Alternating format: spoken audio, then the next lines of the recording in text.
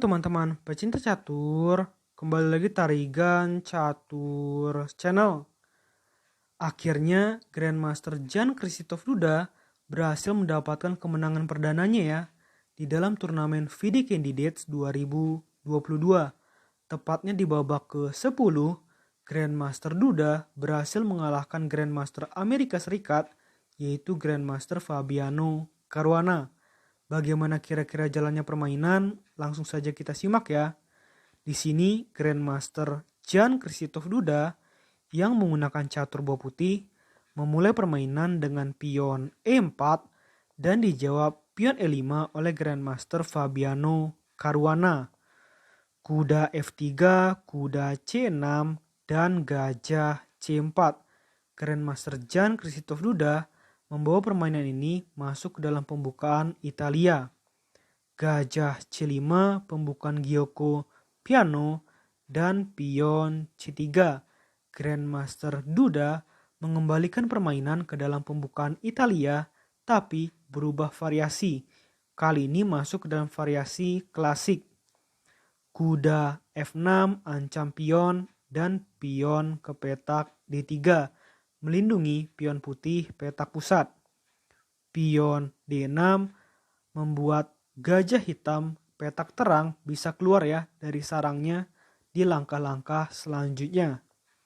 Rokade pendek oleh putih dan pion A6. Pion A4 di sini putih bertujuan untuk mencegah pion hitam di lajur B untuk bergerak atau maju 2 langkah. Gajah A7, benteng E1, rokade pendek oleh hitam, dan pion H3. Gajah E6 mengajak adu gajah ya oleh hitam yang diterima oleh putih. Gajah pukul gajah di E6, pion pukul gajah di E6, dan pion B4.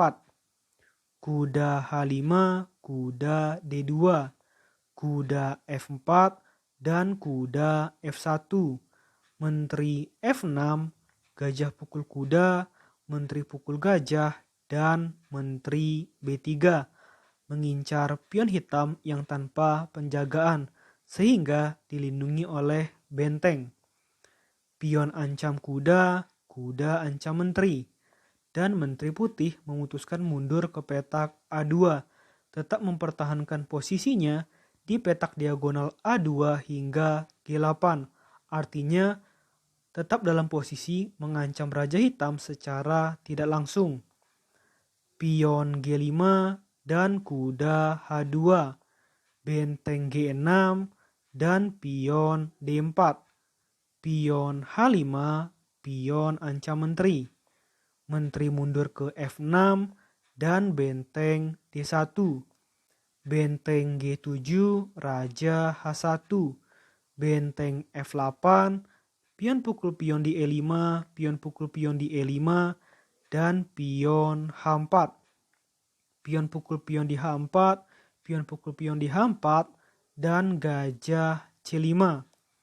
Benteng G1, di sini putih ajak adu benteng, tapi hitam lebih memilih langkah lain dengan memundurkan gajahnya satu langkah ke petak D6.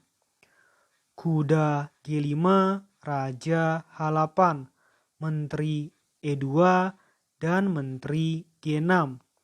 Benteng D3, pion pukul pion di B5, dan benteng G3. Menteri E8, pion pukul pion di B5, dan benteng F6. Menteri F1, pion B6, menteri G2, dan menteri F8. Menteri H3, menteri G8, benteng G2, dan kuda B7. Kuda H7 di sini langkah yang unik ya dari putih, dan di sini hitam lebih memilih bermain safety dengan langkah benteng ke petak G6. Benteng pukul benteng, benteng pukul benteng, dan kuda ke petak G5. Benteng F6 dan pion F4. Kuda C5 dan pion pukul pion di petak E5, gajah pukul pion di petak E5 dan ada langkah bagus yaitu dengan kuda ke petak F3. Jadi di satu sisi kuda putih mengancam gajah hitam yang gratis dan di sisi lain di sini putih membuka akses bentengnya untuk mengancam menteri hitam. Jadi secara tidak langsung gajah hitam ini akan hilang. Menteri pindah ke A8, kuda pukul gajah, dan kuda pukul pion.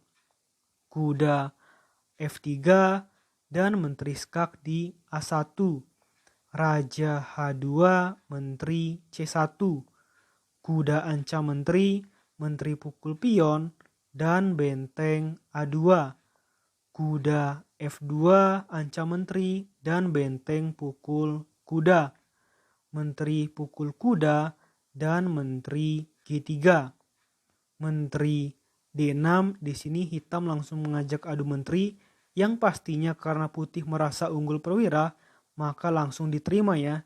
Menteri pukul menteri di petak D6, pion pukul menteri di petak D6 dan raja G3.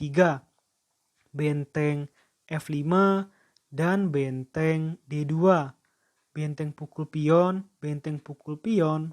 dan raja G7.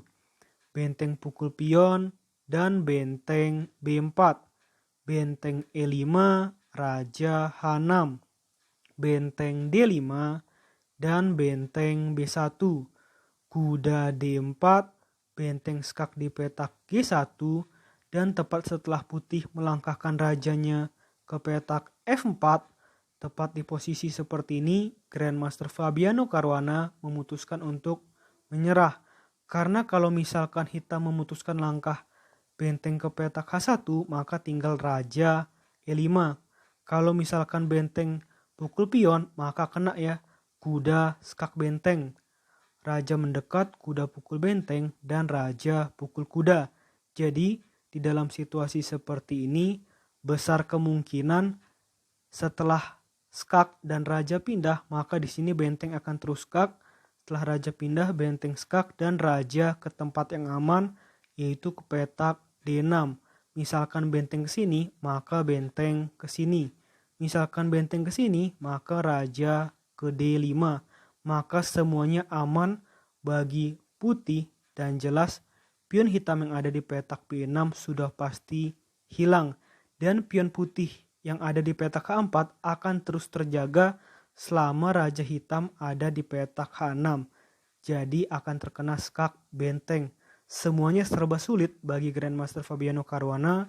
Maka sebelum itu terjadi, maka Grandmaster Fabiano Caruana memutuskan untuk menyerah. Oke, menurut admin Tarigan Catur video kali ini cukup ya.